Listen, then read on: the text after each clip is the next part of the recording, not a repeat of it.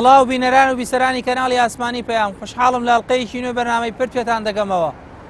لەم ئەڵقەی بەرنامەکەمان داباز لە هاوکاری ناڕەزایەتیەکانی حەفەی شوباتی ساڵی 2011 دەکەین. پرسیار ئاسەی میوانەکانم دەکەم و دەپرسم هۆکاری سەرهەڵدانی خۆپیشاندانەکانی حەفەی شوباتی ساڵی 2011 چی بوو؟ ئەگەر داواکاری ئەو کاتی خۆپیشاندەران جێبەجێ بکرایە، کوردستان بە ئەمڕۆ دەگەشت؟ چی بکرێت بۆ ئەوەی داواکاریەکانی خۆپیشاندەرانی ئەو کات و خۆپیشاندەران و هاوڵاتیانی ئێستا جێبەجێ بکرێت؟ وەڵامی ئەم پرسیارانە لە میوانەکانم وەردەگرمەوە.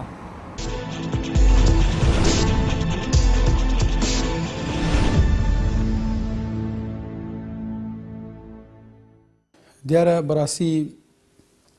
هۆکاری ناڕەزایەتیەکان کە دوجار بووە هۆی ئەوەی کە ئەو خۆپیشاندانە مێژوویە ڕوویدا لە سەرای ئازادی، دوایش هەر بەو ناوە بەو عینوانەوە ئێستا لە مێژووە ماوەتەوە. لە ڕاستیدا ئەتوانم بڵێم هۆکارەکەی دەگەڕێتەوە بۆ تەڕاکمبوون و کەڵەکەبوونی ئەو سەلبیاتە جۆر بە جۆرانەی کە بەهۆی نادادی و حکومڕانی لاڵ و نادادی کوردیەوەیە کە هەر لە ساڵی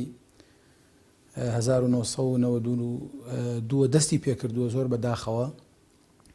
ئەم حکوومەتە یەک لە دوای یەکانە، ئەم کابینە یەک لە دوای یەکانە لە ڕاستیدا نەیانتوانی وەک پێویست لە ئاستی داخوازیەکانی میلەتەکەی خۆیان نابن و بەڕاستی ئەتوانم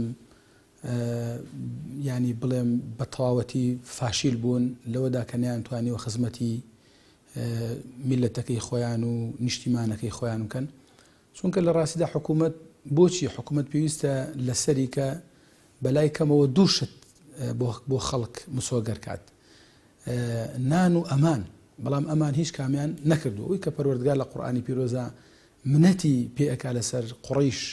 کە ئەفەرمێ فەلیعبودوا رب هذا البيت الذي أطعمهم من جوع وآمنهم من خوف. ئەمانە بەڕاستی نەیانتوانیوە کە ئەو دوو بەلای کەم و ئەو دوو مەطلوبە گەورە و دوو داخوازیە گەورەیەی خەڵک بەلای کەمیشۆ نەیانتوانیوە جێبەجێ بکەن. بۆیە هۆکاری سەرهەڵدانی ئەو خۆپیشاندانانە ئەتوانم بڵێم لایەنە سەرەکیەکەی و جەمسەرە زۆر سەرەکیەکەی بریتی بوو لەو نەعەدالەتی و لەو نەبوونی عەدل و قسطەی کە خوای پەروەردگار لە قورئانە هەموو پێغەمبەرانی بۆ ناردوو داوایەکەن. لە ڕاستی هەموو ئەو هۆکارانەی کە خۆپیشاندانی حەفەی شوباتی لەسەر بیناکراوە دروست بوو بۆ هۆکاری ئەوەی کە خەڵک بجوڵێ، بۆ ئێستاش بە هەمان شێوە ئەتوانم بڵێم بە زیاتریش بەردەواماوە ئەو هۆکارانە باقین و ئەتوانم بڵێم زیاتر لە جاران ئێستا هۆکاری تریش دروست بووە لە مەسەلەی پرسی موچە و نەبوونی خزمەتگوزاریەکان و تەواڕوتبوونی دەسەڵات بە بازرگانی نەوت زیاتر و تەسلیمکردنەوەی ناوچە دابڕاوەکان بە حکوومەتی ناوەند و کۆمەڵێک کێشەی تر کە کێشەی گەورەن لە ڕاستیە کێشەی استراتیجی بوون لە هەرێمی کوردستان و دەسەڵاتدارانی هەرێمی کوردستان بە تایبەتی پارتی و یەکێتی دەستپێشخەریان کردو لەم کێشە و گرفتانی کە بۆ هەرێمی کوردستان دروست کردەوە. ئەوەی کە لە حەفەی شوباتە ڕوویدا چڕبوونەوەی ناڕەزایەتی خەڵک بوو. ئەو چڕبوونەوە پەیوەندی بە موچە و بژێوی خەڵکەوە نەبوو، ئەوەی پەیوەندی بە داواکردنی گۆڕانکاری ئاستی عەدالەتی کۆمەڵایەتی هەبوو و پەیوەندی بەوە هەبوو کە چۆن بتوان ئەم حکوومەتە لە حکوومەتێکی وێران و شکست خواردوو کۆمەڵێک کێشە و گرفتەوە بیکەن بە حکوومەتێکی نیشتیمانی ڕەشید بێت و بتوانن پرسەکانی تر لە موسساتی نیشتیمانیە بتوێنەوە. بۆ نمونە لەوانە داخوازی هێزی پێشمەرگە بۆ کابێ هێزی پێشمەرگە لە وەکو هێزێکی موسساتی دامەزراوی نیشتیمانی دابێت، ناکرێت هێزی چەکداری حیزبەکان بێت و داخوازیەوە هەبوو کابێ عەدالەتی کۆمەڵایەتی هەبێت کە بەداخەوە ئەنگویان لێ نەگەر و هەموو ئەو قەڵەکەبوونی ئەو داخوازیانە و گوێنەگرتنی دەسەڵات ئەم نەتیجەی ئەمڕۆی لێ بەرهەم هات کە ئێستا نەخۆیان پێیان چارەسەرکرێن ڕێگا دەرن خەڵکی کەش چارەسەریکە و کێشەکان دەیانجار قوڵتر و زەختر بۆ توانێ وای کردووە کە ئەسڵەن قەواری هەرێمی کوردستان بکرێتە بەردەمی خەتەر و مەترسی گەورە. ئەو کارە هۆکارەکانی سەرهەڵدانی خۆپیشاندانەکان لە حەڤەی شوبات کۆمەڵی هۆکار بوون، هەندێک هۆکاری ئیقلیمی و هەندێک هۆکاری ناوخۆیی. ئەوەی کە وای کرد حەڤەی شوبات دروست بێ و خۆپیشاندان بێ، ئەو خۆپیشاندانانەی بەهاری عەرەبی بوو، چەمێسڕ و تونس و دواتر سووریا و لیبیا و ئەوانە، ئەوەکو وڵاتانی دەوروبەر. دواتریش هەندێک ناڕەزایی ناوخۆ هەستکردن بە کۆمەڵێک فەسادی ئیداری، فەسادێکی ئیداری زۆرەوەی کە پێوترێ گەندەڵی هەبوو و ئەتوانم بڵێم ئەو خەفەت و غەمە پەنگ خواردووی ناخی جەماوەر بوو کە بەرهەبووی هەیبوو بەرامبەر بە دەسەڵاتدارانی کورد و بەتایبەت ئەوانەی کە لەو کاتەدا دەسەڵاتدار و حکوم بەدەست بوون، کاستیان کرد لە چواردەوردا گۆڕانکاری هەیە، خەڵکیش ئەویست لەگەڵ ئەو گۆڕانکاریانی چواردەور ئەمیش هەنگاوێک بوونێ. بۆیە بەتەنها گۆڕانکاریەکانی دەوروبەر نا بەڵێن ئەوە بەشێکێتی، بەڵام ئەوەی کە زیاتر وای کرد خۆپیشاندانەکانی حەڤدەی شوبات دروست بێ، ڕق و تووڕەیی خەڵک لە بەرامبەر دەسەڵاتداران، لە بەرامبەر نادادگەری کۆمەڵایەتی، لە بەرامبەر ئەو زوڵم و ستەمەی کە ئەکرا لە بەرامبەر خەڵک ئەکرا، لە بەرامبەر بەهەدەردانی سامانی گشتی و ڕێخۆشکردن بۆ خەڵکانێکی نامەسئول و ئەوەی کە خەڵک هەستی ئەکرد ئەگەر بەم شێوەیە بڕوات فەسادی خراپتر دێت وەکو بینیمان. بۆیە غەمی خەڵک ئەو کاتەوە بوو بۆ ئەوەی کە ڕێ لە ئەو خراپانەی کە دوایی هات ڕێ لەوە بگرن، هەست بە مەسئولیتکردنی ئەو کاتی خەڵکەوە بە خۆپیشاندانیان کرد بۆ ئەوەی کە نەهێڵن ئەم فەسادەی دوایی کە هات بەسەر میلەتی کوردەوە بەسەر کوردستانی باشوور نەبێت. بەڵام بەداخەوە گوێمان لێ نەگیرا و گوێ لە خۆپیشاندەر نەگیرا و بەڵکو بەداخەوە بە شێوەیەکی تر تەفسیر کرا. دیارە هەموو لایەکمان نەزانین سەرهەڵدانی خۆپیشاندانەکانی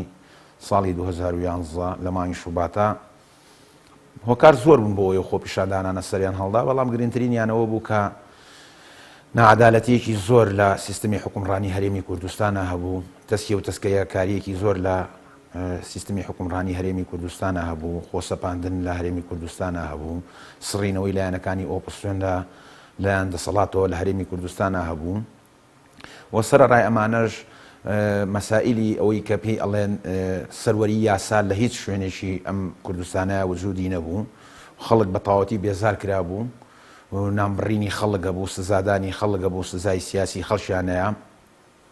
لەبەرەوە خۆپیشاندان ساڵی 2011 خۆپیشاندانەکانی حەڤەی شوبات و ڕۆژانی دوایی سەرەتا لۆ دەستی پێکرد خەڵک داوای ئازادی ئەکرد، چونکە ئازادی نەمابوو لەلایەن دەسەڵاتەوە بۆ خەڵکی کوردستان وە گوتیشم یاسا سەروەر نەبوو، کۆمەڵێ ناعەدالەتی زۆر هەموو جومگەکانی هەرێمی کوردستانی گرتبەوە، بۆیە خەڵک بە تەواوەتی بێزار بوو و خۆپیشاندانانی لێکەوتەوە کە بۆ ماوەی 63 ڕۆژ بەردەوام بوو خۆپیشاندانەکانی ساڵی 2011 و بەداخەوە 10 شەهیدی لێکەوتەوە، نزیکەی 670 برینداری لێکەوتەوە کە هەندێکیان تاوەکو ێسش بەدەست برینارەکانیانەوە ئەناڵێنن. ئەمانە هەمووی هۆکاری ئەوە بوو کە باسم کرد مەسەلەن یاسا سەروەر نەبوو، ئازادی نەبوو، بەڵام بەداخەوە لە دوای 7 ساڵ تێپەڕین بەسەر ئەو کارە ساتی لە حەڤەی شوبات ئەم دەسەڵاتان جامیە دەرحەق بە خەڵکی کوردستان هێشتا بەردەوامە لە شەهیدکردنی خۆپیشاندەران، هێشتا لولەی تفەنگەکانیان نەکەنە خۆپیشاندەران و ئەم دەسەڵاتە نەک هەر پەندی لەو 63 ڕۆژە وەرنەگرت، بەڵکو ئێستا کەوتۆتە ئەوەی کە کەوتۆتە ژێربارێکی قەرزی زۆری وڵاتانەوە وەزائیدەن مەعاشی هاوڵاتیانی خۆی پێ نادرێ. یعنی بیدایەت باس لەوە بوو کە ئازادی نەبوو، یاسا سەروەر نەبوو، ئێستا خەڵک هیچ ئەمانی بە خەیاڵان نایەت، یعنی ئەوەی کە بەلای خەڵکەوە گرنگ نەبێ ئەم شتانەیە، خەڵک تەنها داوای قوتی خۆیەکە، داوای قوتی مناڵەکەیەکە، مەسەلەن مۆزەفێکە، مامۆستایەکە، فەرمانبەرێکە لە هەر شوێنێکی ئەم کوردستانە، پێشمەرگەیە، پۆلیسە. یعنی من پێم سەیرە دەسەڵاتێک یعنی نەتوانێت وەکو کردی بە نیوموچە، نەتوانێت لە نیوموچەوە معاشی هاوڵاتیەکانی خۆی دابین بکە. من تێناگەم سەرۆک وەزیران معنای چییە، وەزیر معنای چییە، یعنی وەڵڵاهی قسەیەک هەیە من لە هەموو شوێنێکی کەم بیللاهی من شەرمەکەم لە جیاتی ئەم دەسەڵاتە نازانم چۆن شەرم ناکات. یعنی وەکو ئەوەی قوتی خەڵکی بڕیوە، نانی خەڵکی بڕیوە، ئازادی هین کردووە، بە ئارەزوی خۆی تەسەڕوفاتەکە، ڕیفراندۆمێکیان کردووە لە هەرێمی کوردستان قڕی کردووە بەسەر تاک بەتاشی کۆمەڵگەی هەرێمی کوردستانە باشە یەک کەسیش ڕزەی لێنایەت زایدەن کەوتونەتە نامبڕینی خەڵکیش و زۆر بێباکن و خۆپیشاندانی ژەکەی ئەوەیە کە هەمومانی بینین کۆمەڵێ خەڵکی چتاهێنە سەر جادەکان و لێت فەنکانیانەکەنە مناڵی خەڵک و شەهیدیانەکەن بەداخەوە من پێم وایە ئەم بارودۆخە ئاوا بۆم دەسەڵاتە ناچێتە سەر درەنگ یا زوو من پێم وایە کۆتایی بە مۆزایەت.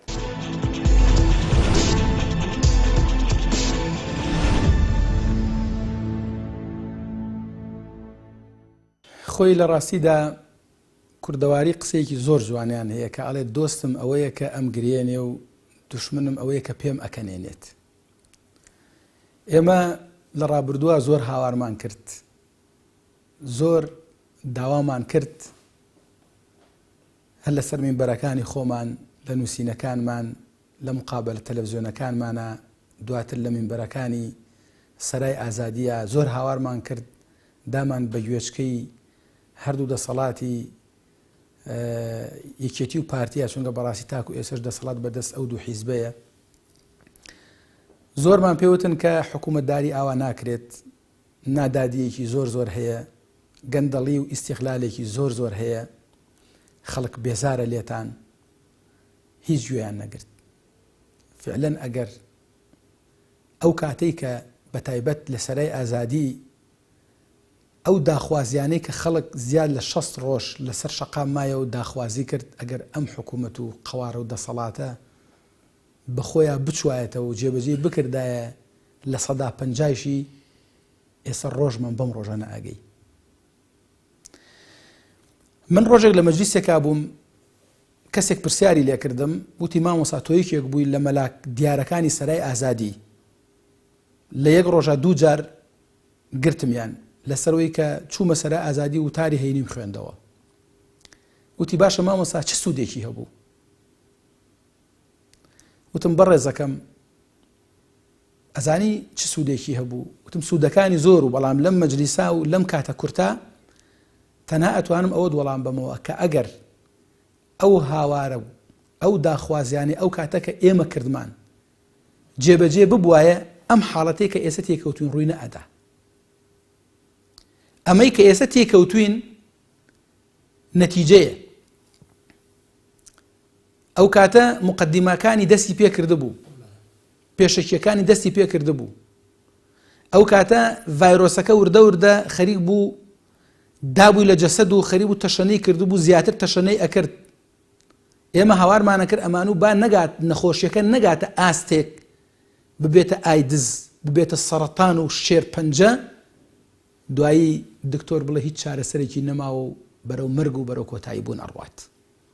ئێمە هاواری ئەومانە کرد کە چارەسەر بکرێت نەگاتە ئاستێکە لە دەست دەرچێت نەخۆشیەکە. بەڵام بەداخەوە ئەو کاتە گوێمان لێ نەگیرا هەر قەوار و دەسەڵاتێک سەیری مێژوو بکە ئەگەر نەیویست بێت گوێ لە دڵسۆزەکانی خۆی بگرێت،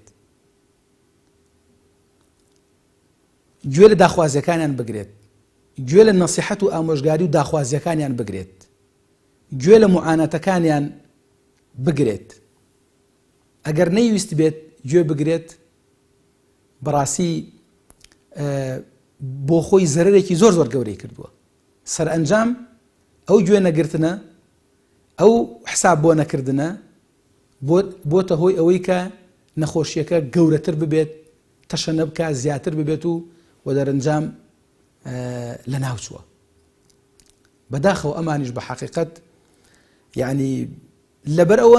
ئەو هەستیان لا دروست نەبووە کە بتوانن خزمەتی خەڵکەکەی خۆیان بکەن. خاوەن وەفا بن بەرامبەر بە لافاوێک لە خوێنی میلەتەکەی خۆیان کە ڕشتوێتی لە پێناوی ئەوەی کە ژیانێکی شەرەفمەندانە بەڕاستی بەڕێ بکە لەم گۆی زەویە. بەداخەوە زۆر بەداخەوە ئەوە بوو بۆی ئەوە کە ئەوان گوێیان نەگرت و حسابیان نەکرد بۆ داخوازیەکانی خەڵک ئەوە تا سەیرەکەی قەیرانی تریشی بەدوا داهات.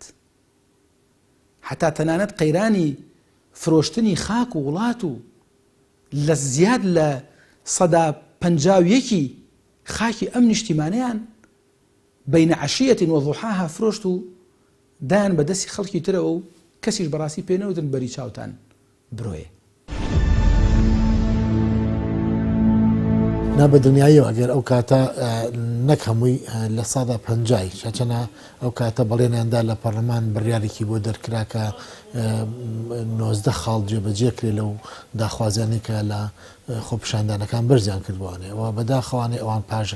پاشەکشیان لە بەڵێنەکەیان و نیانتوانی یاخود نیانویست ئەو بەڵێنانە جێبەجێ بکەن خۆ ئەگەر ئەو کاتە ئەو بەڵێنانە جێبەجێکرایە نەئیسا کۆمەلگای کوردی ئاوە دابەش و دابڕان تووشی دابەش و دابڕانە بوو نە کۆمەلگای کوردی ئیستا ئاوا بێ ئومێدە بوو نا حکوومەتی ناوەندی دەیتوانی وا بە ئاسانی دەست بەسەر کەرکووک و ناوچەکانی ترا بگرێت نە ئێمان پێویستمان بەوە بوو کە ئاوایی هاوڵاتیان بێمتمانە و بێ ئومێد بن بە هەڵبژاردن و بە پەرلەمان و نە ئەو کێشە گرفتانە دروستە بوو کە ئێمە لە 2 ساڵی ڕابردووە توشما بوو چکە بەڕاستی ئێمە لە هەرێمی کوردستان تووشی ئەزماتی گەورە بووین لەوەی کە پەرلەمان بڕووی سەرکی پەرلەمان و خەڵکا داخرا لەوەی تووشی کێشەی گەورە بووین لەوەی کە ئیتیفاقی کرا لەگەڵ ئەمریکەکان هەوکو ئیتیفاقی شەڕکردن نەگوکو ئیتیفاقی لایەنێکی پەیوەندیدار بە قەزەکان ئەومە موچەیەکی یا پارێ بڕێ پاریان دەستنیشان کرد ئەوان ڕازی بن بۆ هێزی پێشمەرگە و دوای کە شەڕەکە تا بۆ بڕە پارێ بڕا و ئێستا هێزی پێشمەرگە ئەوالیاتۆ کە موچیان نادنێ من نەزانم کە یا دڵنیام لەوەی کە ئەگەر ئەوان لە 150 داخوازەکانی خەڵکیان بە ئەحمێتەوە گوێ لێ بگرتایەوە بیان توانێت جێبەجێ بکەن هەم خۆیان پێیان قازە کرد و هەم هەرێمی کوردستانیشیان ئەوهی ناقسە تالوکەیەکی ئابووری سیاسی کۆمەڵاتیەوە ئەوە پەیوەندی بەوە بوو لە هیچ وڵاتێکی دنیا لە هیچ شوێنێکی دنیا تۆ نایبینی وڵاتێک بە مەزاجی ئەشخاص بەڕێوە بچێت لە وڵات ئێمە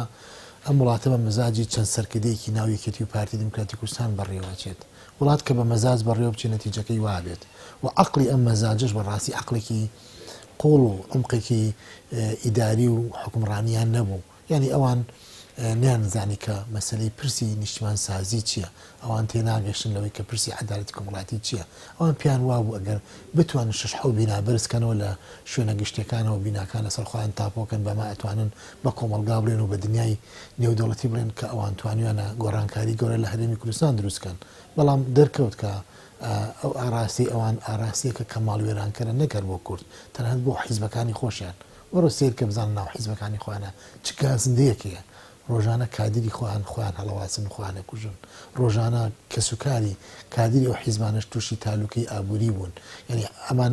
ئینسان شەرمەکە بەڕاستی لە حکومڕانێکی 26 ساڵیە تۆ لە ئاخر لە حزاب گەڕیتەوە سەرەوەی کە بە 6 مانگنی و موچەیەکت پێ نەدرێت گەڕیتەوە سەرەوەی کە لە ڕێگای زەریبە و گومرگەوانێ لەسەر ئەو خەڵکەی کە موچەی نییە بژێوی نییە بازاڕیان تووشی فەلەج بوون کردووە تۆبی لەسەر ئەوە بتوانێت حکومت زیینوکەیتەوە یعنی ئەو وایە ئەمان بۆ خۆیان گەشتناتە ئەو قەنەعەتی کە بەم مەزاجەتی کە ئێستا حکومڕانیان دەست پێ کردووە ئەم مەزاجێتە تەمەنی کورتە و نەک تەمەنی حیزبەکان و ئاراستە و حکومڕانەکەی کەم کردووە بەڕاستی تەمەنی ئەوەشی کورت کردوێتوانێت کە خەڵکی ئێمە ئەگەر ڕێگای بۆ بکرێتوانێت ئێستا بە هەزارەهان بە سەدان هەزار بەدیان هەزار خەڵکە ڕوان وڵاتە جێڵێ ئەوە ئەسبابەکەی وێ ئەوە تۆ سێری کە بەراوردێکە لەگەڵ ئەفرینە بە چەند ساڵێکی ئیدارەی ئەوان چی خەڵکییان خۆگرتو و خۆڕاگەر بڕوا بەخۆبوون نیکرانزاد لە نیکرانزات و پڕ لە شکۆیان دروست کرد وەرە سەری وڵاتی ئێمە کە بزانە شکۆی ئینسانیان چەندێک وێران کرد چەندێک شکان خوێنی ئینسان و ئارەقە و هیلاگبوونی دایکانی شەید و کەسوکاری شەید و ئەنفارکراوەکان چەند بێهمێتە لایەن ئەمە کارە ساتێکە کە بەڕاستی ئەوان لی بە پرسیان وە مێژوولیان خۆش نابێت. طبعا ئەوەی کە تازە ڕابردووە بەڵام ئێمە بڵین بۆ داهاتوو با بڵێن هەر کاتێک کە خۆپیشاندانێک دروست ئەبێت داواکاریەکانی خەڵک پێویستە گویان بۆ بگیرێ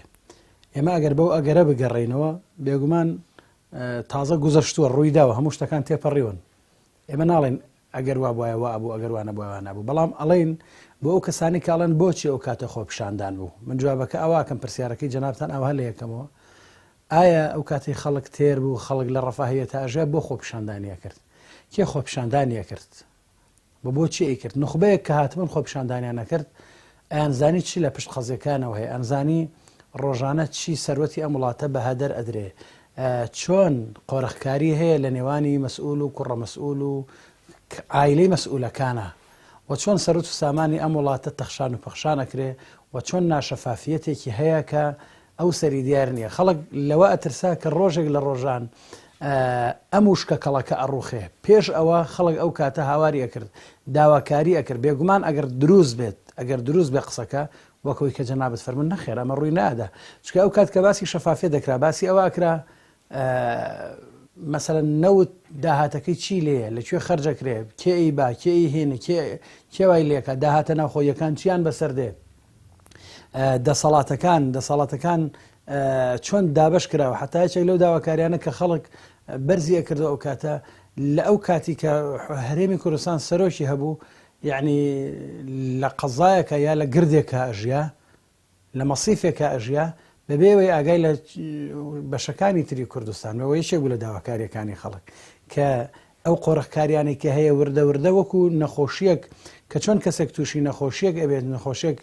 سەرەتا جێگایەکی تووشەوی بەڵام کاتی عیلاج ناکرێ وردەوای لێدێ ئەو بەشەی جەستەی ڕزی تر ئەو جەستەیە نوقسانە بێ و دوایی ئەو کەسە تووشی سەرەتانە بێ ئەمرێ پێ ئەو کات خەڵک هەرچ داواکارێکی هەبوو بێ لە ترسی ئەوەی بوو نەگا بەم ڕۆژە بەڵام کە ئێستا بووە ئەمە بەڕاستی یعنی ئەوەیە کە بڵێن ئایا مەسئولیەتەکەی لە پێیکەیە ئایا خۆپیشاندانەکان ئەو کاتە حەق بن یان ناحەق بن قسەکەمەیە چونکە ئێستا خەڵکێک هەیە ئێستا بەتایبەت لە خۆپیشاندانەکانی ژا بەشدار بوو حرمەت و ڕێزم هەیە هەندێک هەیە دۆڕاوە یان با بڵێن تووشی نوشست بووە شکستی هێناوە ئێستا دێڵە وڵا کاتە خۆپیشاندانەکانی ئەو کاتە ناحەق بوون نەک ناحەق بوون ئەگەر نەک ئەو فترەکەمەی کە خەڵک لە سەرجادە بوو 60 ئەوەندە ڕۆژێ هاتە سەرجادە 62 ڕۆژیا 63 ڕۆژیا کەمتر یا زیاتر هاتە سەرجادە ئەبوو زۆر لەوە زیاتر خەڵک ماتۆ بۆی نەگاتە ئەمە ئەو کات خەڵک زەحمەتی زیاتری بکێشایە و بەرپرسانی هەرێمی کوردستانیش دەسەڵاتدارانی هەرێمی کوردستانیش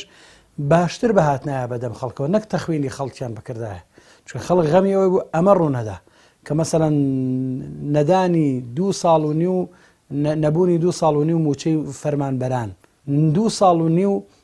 موچەی فەرمانبەران نەدراوە ئەگەر درابێتیش بە 40 ڕۆژ جارێ بە 70 ڕۆژ جارێ جاری وایە بە 80 ڕۆژ جارێ هەروەها کۆمەڵێک مەسائلی تر ئەو هەموو قەرزێکی ئێستا هاتووە بەسەر هەرێمی کوردستاندا یعنی حتا خەڵکێکی لەو شتانی کە هاواری بوو ئەو هەموو ناشەفافی هەیە ئەمەی لەیەکەوێتەوە لەبەرەوە نەخێر ئەو کات ئەبوو ئەو خۆپیشاندانە ببووە و زیاتریش وایە ئەو خەڵکەی کە ئێستا هاوارەتی ئەبوو ئەو کات لەگەڵ ئێمە بەهاتایە هاواری بکردایە ڕێی لەمە بگرتایە دڵنیا بە لەوەی کە ڕۆڵی خۆی بینی طبعا گەورەترین ڕۆڵی زۆری بینی مەسئلەن ئەگەر ئێستا کەسێک پێی وایە ڕۆڵی نەبینیوە ئەگەر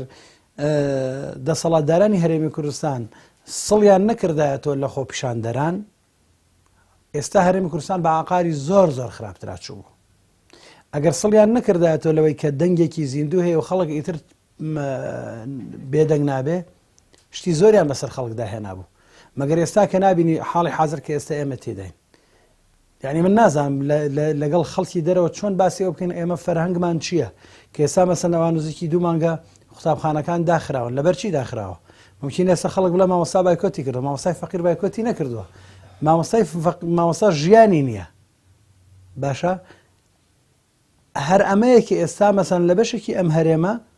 دەسەڵاتدارانێکی داپڵۆسێنەری زاڵم کە نایڵن خەڵک هەر تعبیر لە ڕێی خۆی بکە هەناسەیەک بدە بۆیە نەک دەوری هەبوو خۆپیشاندانەکان بەڵکو ئەگەر نەبووایە کاری خراپتر زۆر ڕێدا ئەگەر ئەو کاتە ئێمە داوای چیمانە کرد داوامانە کرد بکوشەکان بدرێن بە دادگا یاسا سەروەر بێ بۆ ئەوی چی دیژارێکی تر خوێنی هاوڵاتیان لەلایەن کۆمەڵێ میلیشای سەر بەدەسەڵاتەوە شەید نەکرێن داوامانە کرد مەسەلەن سیستمی حکومڕانی ببێ بە سیستمی حکومڕانیەکی تەندروست لە هەرێمی کوردستان داوای ئەوەمانە کرد یاسا سەروەر بێ ئەو کاتە ئێمە ئەماوە بکوشەکان بدرێن بە دادگا بۆی جارێکی تر خەڵک هاوڵاتی خۆی نەکوژێ داواکاریەکانی ئێمە جێبەجێ نەکرا و ئەوەتانێن لە هەموو خۆپیشاندانێکا بەداخەوە ئەی بینی لە کۆیە لە ڕانیە لە قەڵات زێ لە سلێمانی هەموو جارێک جەرجی دایکێک جەرجی 2 دایک جەرجی کۆمەڵی عایلە ئەسووتێنەوە مناڵەکانیان شەهید دەکەن و بەردەوامن ئەگەر ئەو کاتە ئەو داواکاریانەی ئێمە جێبەجێ بکرایە ئێمە داواکاریەکانمان 11 خاڵی سەرەکی بوون ئەوەی کە خاڵە هەنووکەیەکانمان پێ ئەوتن بریتی بوو لە 11 خاڵ کە زۆر بەڕوونی ڕوونمان کردبووە بۆ سەرۆکایەتی ئەو کاتی دکتۆر بەرهەم سەرۆکی حکومەتی هەرێم بوو ئەگەر ئەو خاڵانە جێبەجێ بکرێنانایە کە لەلایەن کۆمەڵی خەڵکی شارەزاوە ئەم خاڵانەمان نووسی بوو خەڵکێک دانیشتون پسپۆر بوون هەر یەکەو لە ئیشوکاری خۆیە. ئێستا هەرێمی کوردستان نەک هەر ئەوەی کە منداڵی خەڵک شەهید نەبوو، پێم وابوو قۆناغێکی تر لە پێشەوە و پێم وابوو ئەم بارودۆخی ئێستا هەرێمی کوردستانی گرتوێتەوە. ئەگەر ئەو کات داواکاری خۆپیشاندارەکان لە هەموو شار و شارۆچکەکانی کوردستانە جێبەجێ بکرانە، ئێستا هەرێمی کوردستان نائگەشت بەم بارودۆخی کە کەس نازانێ ئەم وڵاتە چۆنی بەڕێوە ئەچێ، چێ سەرۆکی حکوومەتە، سەرۆکی هەرێممان نییە تاوەکو ئێستا کابرایەکە مەسەڵەن وەک باسم کرد قەیرانی خستۆتە ناو هەموو ماڵەشی کوردەوە چۆتە ناو ماڵەکەی خۆی و دانیشتۆ و کەسیش پێی ناڵێ بەری چاوەکلی پێوێ. ئەوە وەڵامەکەی ڕوون و ئاشکرایە. تەمانە گەرەوەیان بکردایە سیستمی حکومڕانی گەندەڵ و فاسد هەمیشە لەم شتانە ئەترسێ، چونکە ئەم دەسەڵاتە لە ماوەی 26 ساڵی ڕابردووە نموزەجێکی ئەوەنە ناشرینی حکومڕانیان پێشکەشی خەڵکی کوردستان کردووە، ئەزانن چیان کردووە، پاشەڵی خۆیان باشە ناسن. لەبەر ئەوە هەرگیز نایانەوێت هێزێکی نیشتیمانی هەبێت مەسەڵەن دیفاع لە خاچی کوردستان بکەن، نەک لە کاتی خۆپیشاندانە خەڵک بێت مامۆستا بێت فەرمانبەر بێت کرێکار بێت داوای قوتی مناڵەکەی بکە ئەم بە سیلاح بە فیشەک وەڵامی باتەوە. دائیما ئەو دەسەڵاتان دیکتاتۆرانی کە مەسەڵەن نموزەجی خراپ پێشکەشی هاوڵاتیانی خۆیانەکەن پێویستیان بەوەیە کۆمەڵێک مەسەڵەن وەکو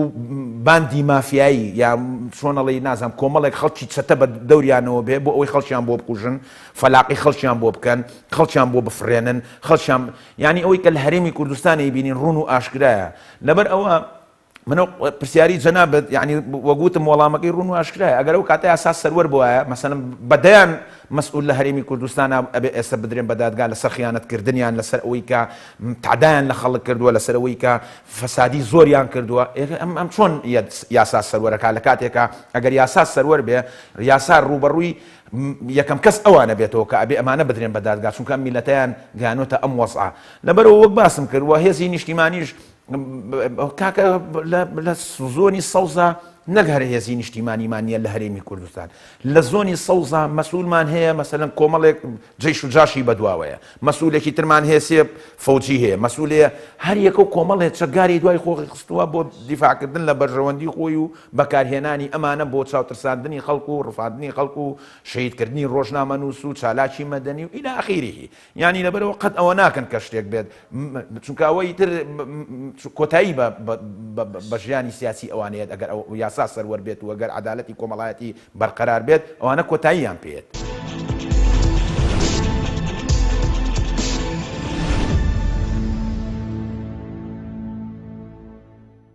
ئێمە بۆ ئەوەی کە بە مافەڕەواکانی خۆمان بگەین و ژیانێکی شەرفمەندانە و ژیانێکی یعنی ئینسانانە نەک کۆی لەیانە ئازادانە نەک دەستەمۆی کۆی لەیانە بۆ خۆمان مسۆگەر بکەین بەرامبەر هەر توغیانێک، بەرامبەر هەر نادادێک، بەرامبەر هەر سوڵتانێک کە هەر دەسەڵاتدارێکە بە ئەرکی سەرشانی خۆی هەڵناسێ بەڵکو پێش بە پێچەوانەکەی هەڵئەسێت. دوو ڕێگامان لە پێشە. ڕێگایەکیان پێوتری ڕێگای سەربازی کۆدەتاکردن، ڕێبازی ینی چالاکی سەربازی و شۆڕش، ڕێبازێکی تریشیان پێوتری ڕێبازی چالاکی مەدەنیانە و بەردەوام بوون و ئەوەی کە لە ئیسلامە پێوترێ فەرمان بە چاکە و بەرگری لە خراپە، الأمر بالمعروف والنهي عن المنكر. ڕێگای یەکەم زۆر تاقی کراوەتەوە بەڕاستی کە ڕێگای چەکداری و کودەتا و ڕێگای سەربازیە بە حەقیقەت ماڵوێرانی بە دوای خۆی داهێناوە. ئێمە مێژوو لە بەردەستمانایە، مێژووی بزوتنەوەی ڕزگاری خوازی شۆڕشی کوردایەتی کە چەند شەڕی گەورە گەورە لە بینیانە ڕوویداوە، ئەوەندەی کە دوشمن لە میلەتەی کوشتووە ئەمان دوو ئەوەندە سێ ئەوەندەیان لە ناو یەکترا بەقڕ بردووە. بەڕاستی تەسەوور کە نەفەری وا هەبووە لەسەر ناوەکەی کە مەطلوب بۆ بکوژرێت لەلایەن هێزێکی چەکداری کوردیەوە بۆ هێزێکی دیکە 4-5 نەفەری تریان بەو ناوە کوشتو هێشتا ناو ئەسلەکەیان نەدۆزیوەتەوە. ئەوەی کە مێژوو بخوێنێتەوە نمونەی وای لەلایە کە بەڕاستی ئینسان ینی لە ئاستی عارەقی شەرمەزاری ئەچۆڕێن. ئەمەیان تاقی کراوەتەوە. ئەوی تریان کە بریتە لە خەباتی مەدەنی و بەردەوام بوون هیچ ڕێگەیەکمان نەماوەکە دەستی بۆ بەرین ئەمە نەبێت. ئەمە لەوانەیە هەندێک خەڵک بڵێ هیچ سوودێکی نەماوە. نە، سوودی هەر ئەبێت، سوودی زۆر ئەبێت. و بەردەوام ئینشاڵا گەرێمە بەردەوام بین ئەگاتە ئامانج. طبعا بەڕاستی من پێم وایە کە ئەو حاڵەتە لەوانەیە لای هەندێک خەڵک دروست بوو بێ کە تەنانەت ڕێگەی هەڵبژاردننیش سوودی نییە، بەڵام وان نییە، بەڵام بەو جۆرە نییە، هەر دەگاتە پایان. ئەوانەی کە ساڵح و موسڵحن، ئەوانەی کە چاکن، هەتاوەکو لە ناو هۆڵی پەرلەمانە ژمارەیان زۆرتر بێ باشترە. چونکە ڕۆژێک ئەبێ کە دنیا هەروە نامێنێت کابراکە خاوەنی تفەنگە وەکو ئاماژەی پێ دەکەن بتوانێت هەموو شتێکی بۆ بچێتە سەر لە وڵاتە. نەخێر بۆ جۆرە نییە. لەبەرەوە بەڕاستی ڕێگاکان ئەبێ بەردەوام بن، چالاکیەکان و خەبات ئەبێ هەر بەردەوام بێ. خۆ ئێمە بژاردەی سێممان هەیە، ئەویش کە ئەوەیە کە دابنیشین و قسە نەکەین و لە ماڵی خۆمانە هەرێکە دەست بگرین بە کڵاو شڕەکەی خۆمانەوە تا بانەیبات، کە چەند جار باعیبات و بابردوێتی، کە ئەمە ڕێگەی یەکەمان وتمان ئەوە بەو جۆرێ. ڕێگەی سێمیشیان کە دانیشتنە و سکوتکردنە و زاری خۆبەستنە، ئەمەش هەر خراپە، کەواتە ڕێگەیەکی ترمان ماوەتەوە کە کای لەسەر بێت. و یەک حاڵەتی تریش هەیە کە بەڕاستی پێویستە ئێمە زۆر وریابین، ئەویش ئەوەیە کە ئیشکردن لەسەر ئێمەیە، کارکردن لەسەر ئێمەیە، فەرمان بە چاکەکردن لەگەڵ ئێمەیە، نەهی بۆ ئێمەیە، نەهیکردن و بەرگریکردن لە خراپە و بە فەساد و گەندەڵی لەسەرمان واجبێکە. ئەمە بەڕاستی نەتیجەکەی بەدەستی خۆی پەروەردگارە. ئەنی خۆ تۆ ناتوانانی بڵێ وەڵا هەر ئەمەنە من کارێکم کرد ئەگەر نەتیجەی نەبوو ئەوە کارەکە خراپە. نە، و من واجبەکەم لەسەر شان کەوتووە. نەخێر، تۆ بێ کاری خۆت بکەی، بەردەوام ئیشی خۆت بکەی، و دژی نادادی بی و دژی گەندەڵی بی و لەگەڵ خەڵکی مستەضعەف و چەوساوە بی، ئیتر نەتیجەکەی بەدەستی ڕەب العالەمینە. بەڕاستی بۆیە ئێمە بە حەقیقەت ینی ئەو پرسیارەمان زۆر جار ڕوبەڕوو ئەکرێتەوە کە وەکو ئاماژەشم پێکرد کە ئایا ئەو خۆپیشاندانانەی سەراکانی ئازادی چه سوودێکی هەبوو؟ بەڵێ سوودی زۆر زۆر بوو بەڕاستی، و ئێمە لێی پەشیمان نین و لێیشی بەردەوامین، و تاوەکو ئێستاشی لەگەڵا بێت ئێمە لە ناو هۆڵی پەرلەمانە هەر بەو نەمەتە بە نەمەتی سەرای ئازادی قسەمان کردو و قسەش ئەکەین بە حەقیقەت. بۆ لەبەرەوە ئەو هۆکارانەی کە لە سەرای ئازادیە و پێش 17 ساڵ و پێشتریش وایە کردو لێمە کە بێنە گۆ و بێنە دەنگ لەسەر میلەتەکەمان، ئەو هۆکارانە بەڕاستی بەردەوامن و بگرە خراپتریش و تونتریش و تۆختریش بوونەتەوە کە ئێستا وا پێویستەکە کە ئێمە بەردەوامین. بەڵام ئێمە ینی لێی پەشیمان نین و دووپاتیشی ئەەکەینەوە. ئەگەر ئەو کاتە گوێمان لێ بگیرایە ئێستا ئەو حاڵەتە دروست نەبوو کە ئەم حکوومەتە تێکەوتووە و هیچ کەسێک بەڕاستی حەسوودی پێنابا بۆ حاڵەیە کە ئێستا تێدایە. من گلەیەکیشم لە ئۆپۆزیسیۆن هەیە، گلەیم لە خەڵکێ، گلەیم لەوانە شەیەکە بە خۆشمانێکە ئەچینە سەر شەقامەکان. ئێمە زۆر زوومان دووە بین، دوایەوەی کە دوو جار خۆپیشاندانەکەین ئەڵین کاکە چینەمانێکین خۆپیشاندانمان کرد. لەی شوێنێکی دنیا دەسەڵات بە دوو خۆپیشاندان و سێ خۆپیشاندان بە تایبەتێکە دەسەڵاتێکی عینادی تاگڕەهەندی خۆپەرست و دەسەڵات خوازی خۆی بێت، ئەو بە ئاسایی تەسلیم نابێت. لەبەرەوەی ئەمە نابێ ماندووبین، نابێ ماندووبین لە خۆپیشاندان، نابێ ماندووبین لە گردبوونەوە و دەنگ بەرزکردنەوە، نابێ ماندووبین لە وتارنووسین و ڕخنەگرتن لەم سیستەم و شێوازی حکومڕانیە، نابێ حیزبەکانیش ماندووبن لە شێوازێک دوو شێواز. حیزبەکان بەڕاستی کەوانی کە تا ڕادێک ئۆپۆزیسیۆن بوون جێگای ڕخنن لەوەی کە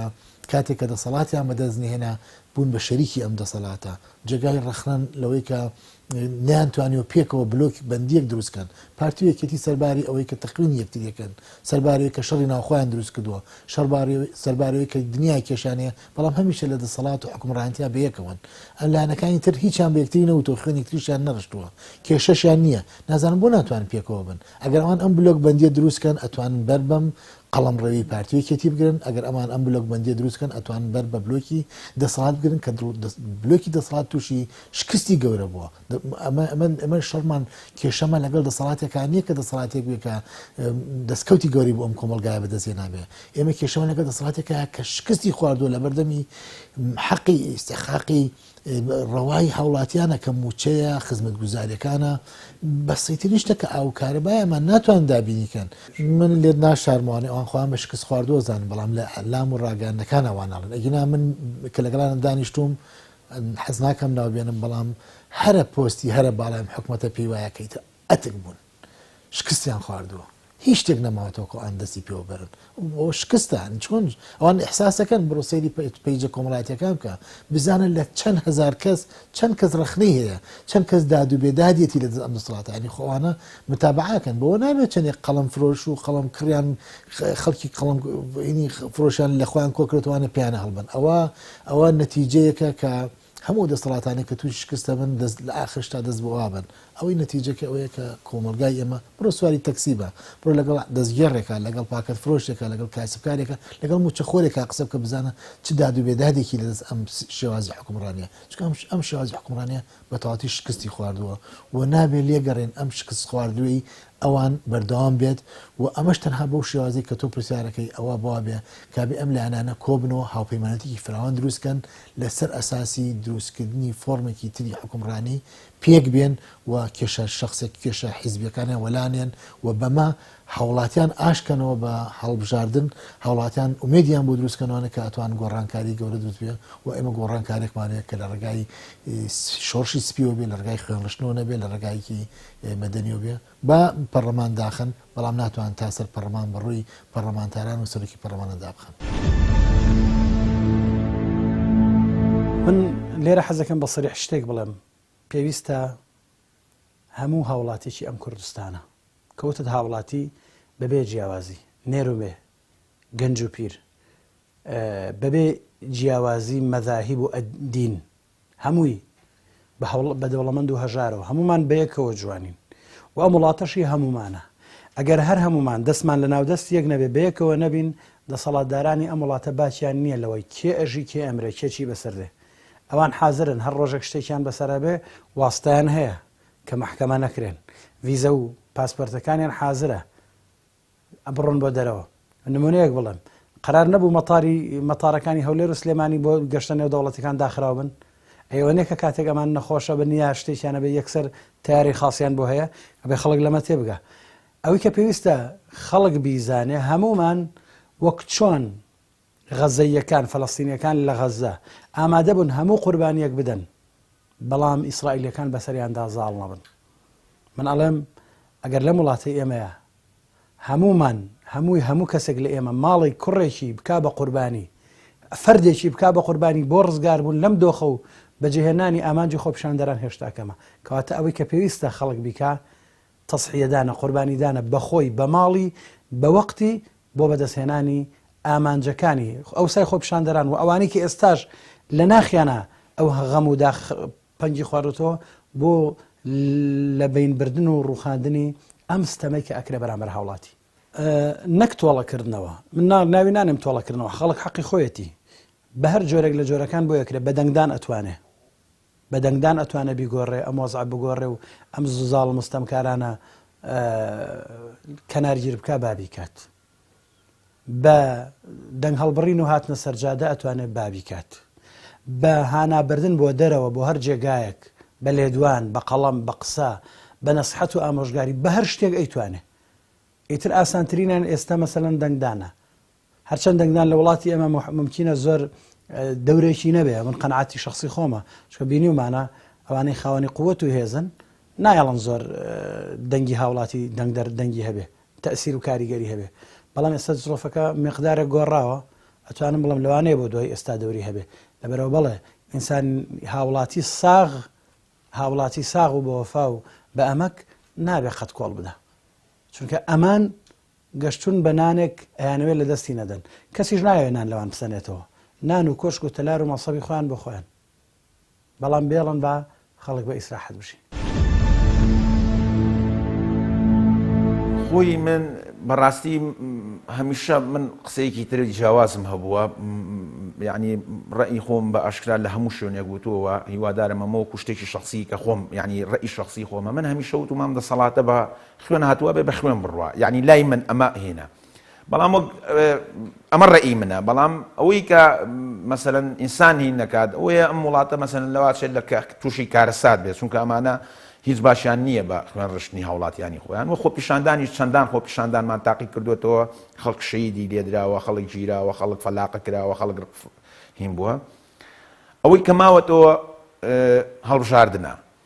بەڕاستی من یعنی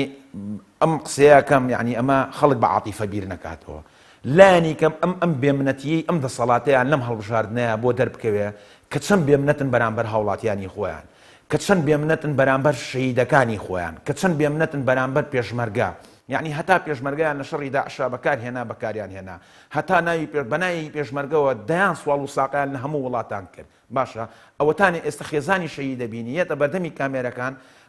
شەرمە ئینسانێک کوڕێکی یا مەسەرەن مێردی یا برای یا هەر کەسێکی لە پێناوی دیفاعکردن لە خاچی کوردستانە شەهید بێت و بێتە بەردەم کامێرە بگری و فرمێسک بە چاوی خۆیان بێتە خوارەوە بڵێ من موچەم نییە نان نییە لە ماڵەکەما بیخۆم لەبەرەوە خەڵک ئەمانەی بیر بێ ئەم کارەساتی کە لە سایە پەنجاویەکی هەرێمی کوردستانیان تەسلیمی هێزێک کردکە بە هیچ و خۆڕایی هەموو دنیا پێی وتنوتی کاکە ئەم ریفراندۆمە ماڵوێرانیە بۆ میلەتەکەمان باشە هاتیش کردی و لە سایە پەنجاویەکی هەرێمی خاشی کوردستانیان فرۆژ و ئەو قەیرانە داراییەی کە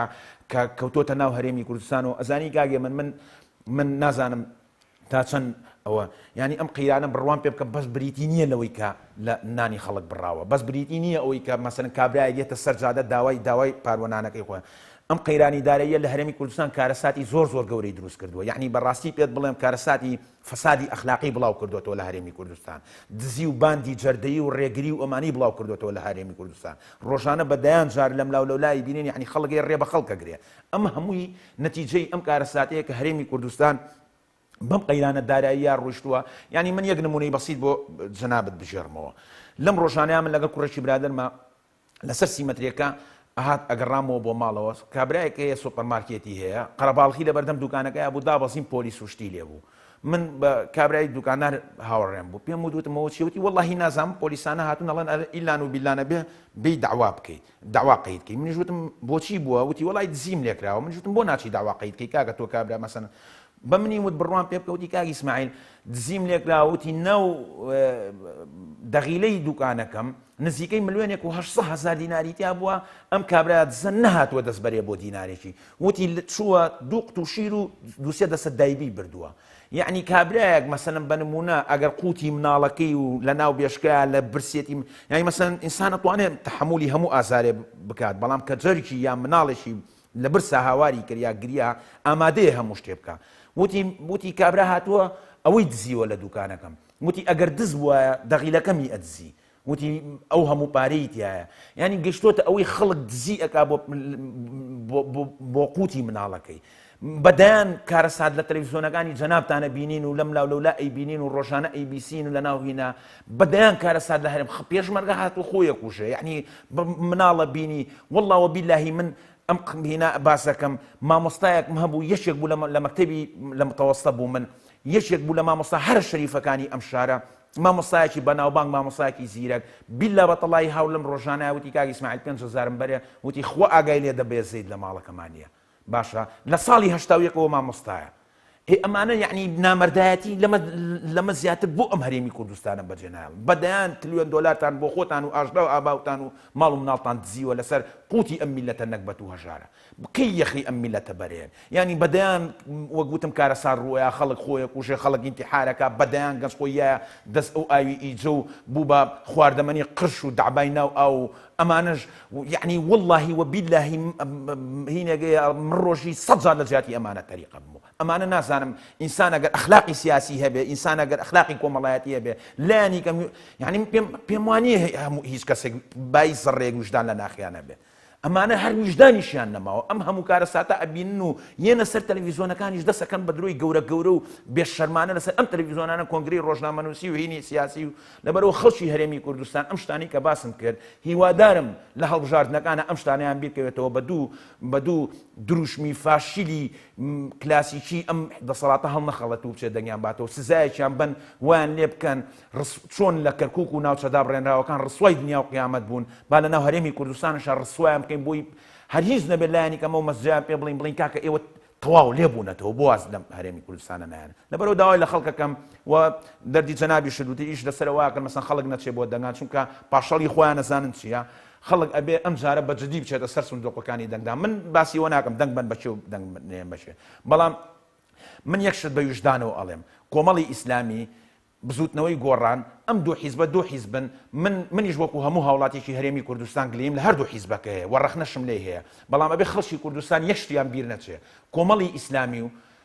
بزوتنەوەی گۆڕان لە پێناوی داواکاریەکانی خەڵکە باجی زۆر گەورەیان ناوە ڕاستە کەم و کورتیان هەیە ڕاستە لە هەندێک حاڵەتە بێدەنگیان هەڵبژاردووە ڕاستە لە ئاستمۆحی داواکاریەکانی خەڵکانە بوون بەڵام خەڵکی هەرێمی کوردستانە بە بیری نەچێ ئەم دوو حیزبە هەنگاوێ پاشەکشیان نەکردووە لەو بەڵێنانی لە هەڵبژاردنەکانە بە خەڵکیان داوە و باجیان لەسەر داوە و سەرەوە سزا دراون و داواکارم لە خەڵکی هەرێمی کوردستان ئەمەیان بیر نەچێتەوە کە لایەنی کەم